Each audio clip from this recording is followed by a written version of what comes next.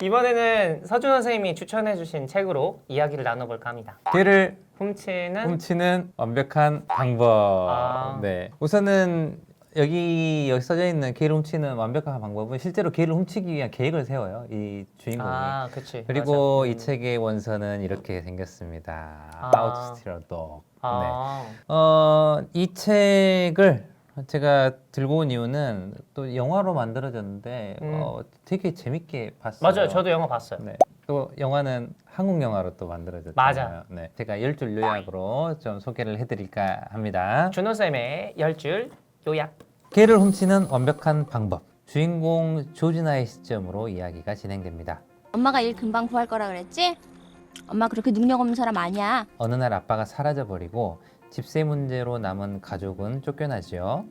그래서 조지나는 엄마와 동생 토비와 함께 자동차에서 생활합니다. 조지나는 힘들어하는 엄마를 돕기 위해서 집을 구하고자 하는데 평당이 어디야? 평당이 비싼 동네인가 봐요. 잃어버린 개를 찾는 전단지에 쓰여진 사례금 500달러라는 문구를 보고 누군가의 개를 훔친 뒤 전단지를 붙인 주인에게 그 개를 돌려주고 사례금을 받을 계획을 세웁니다. 시끄럽거나 물지 않고 주인의 사랑을 듬뿍 받는 등 훔칠 개의 기준을 정하고 그런 뒤 윌이란 개를 훔치고 납니다. 그 뒤에 진행되는 에피소드로 이 책은 채워져 있습니다. 양심, 죄책감, 그리고 용서, 무엇보다 가족이란 주제로 가득 찬 따뜻한 소설입니다. 전세 500짜리 집에 사는 걸 목표로 혹은 그 집에서 생일 파티를 하는 걸 목표로 산다는 게 어쩌면 끔찍한 일인지도 모른다. 끝. 와, 네. 따뜻하다.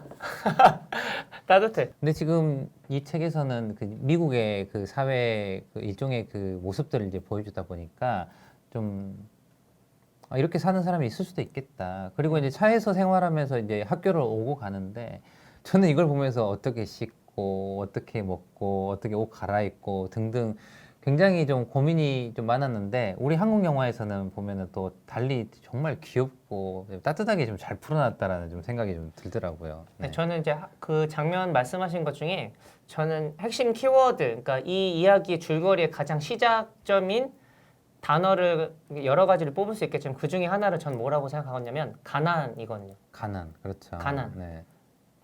우리가 늘상 편하게 항상 누려왔던 것들, 그런 것들이 이들에게는 너무 절실하고 간절한 대상인 거예요. 특히나 그 주인공 여자, 영화나 책이랑 같은지 한번 여쭤보고 싶기도 했는데 그 아이가 생일 잔치를 해야 되는 상황이 나와요. 그러니까 그 이제 이 아이가 친구들을 초대해 생일 잔치는 집이 없잖아요. 그 집을 그 구하려고 하는 그 이유 중에 하나가 그런 과정에서 아이가 계속 다른 친구들한테 거짓말을 하더라고요. 우리 집 잘 사는 것처럼. 근데 그런 과정이 아이들의 마음을 좀 들여다볼 수 있게끔 되는 것 같았어요. 그러니까 생일 파티 같은 걸 해야 되는지 뭐 이런 것들. 우선은 이 책에서는 그런 아이들의 일종의 그 되게 예민한 시기란 말이에요. 그 남들에게 보여지는 나 그리고 남들에게 보여지는 가족. 저는 무엇보다 뭐가 있냐면 가족 치료 공부하다 보면 그런 시점들이 좀 있어요. 이게 뭐냐면 엄마나 아빠가 아파요. 그리고 힘겨움을 얻으면 특히나 이제 특정 그 순간에 어떤 일을 하냐면 내가 대신 아프게 해주세요. 그리고 엄마나 아빠의 고통이나 아픔을 내가 좀 짊어지고 가려고 하는 그런 시점들이 워크숍 속에서 되게 많이 나오거든요. 그럼 여기서도 보면은 주인공 조지나 같은 경우도 엄마가 아프고 엄마가 힘들어하니까 뭔가 딸로서 그 뭔가 하려고 하잖아요. 그게 바로 집을 구하는 거고. 그리고 이제 그 집을 구하는 방법이 기발하지. 개를 훔치는 거예요. 자, 그래서 거기까지 했단 말이에요. 근데 이 소설은 이제 특히나 이제 제 자녀랑 아이들하고 이야기 나눌 때 그 양심, 죄책감 그리고 여기서는 그 개를 훔치게 되는 주인공, 아니 그 한 여자분이 있는데 그 여자분을 선택하게 된 데에도 특별한 좀 이유가 있어요. 굉장히 부자일 거라고 생각을 하고 그다음에 돈이 많을 거라고 생각했는데 막상 걔를 훔치고 나서 보니까 그게 아니에요. 짠해요. 그 사람도 돈을 사연이 빌려가지고 걔를 찾아주면 사례금 500달러를 내야 이제 줘야 되는 그러한 또 사연들이 있는데 그 아줌마랑 계속 만나면서 고민하는 거예요. 사실은 제가 걔를 훔쳤어요.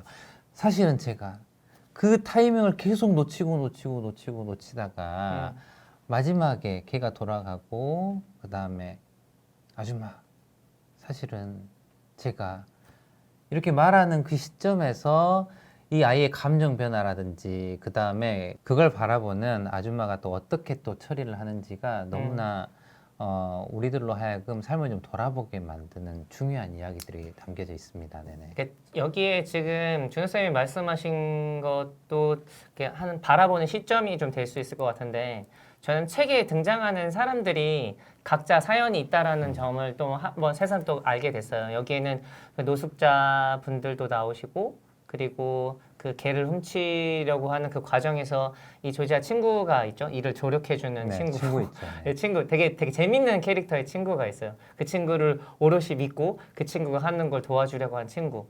그리고 어른들, 그리고 그 어른들 사이에서 관계되는 일들, 뭐 이런 과정에서 저는 그런 생각이 좀 계속 들더라고요.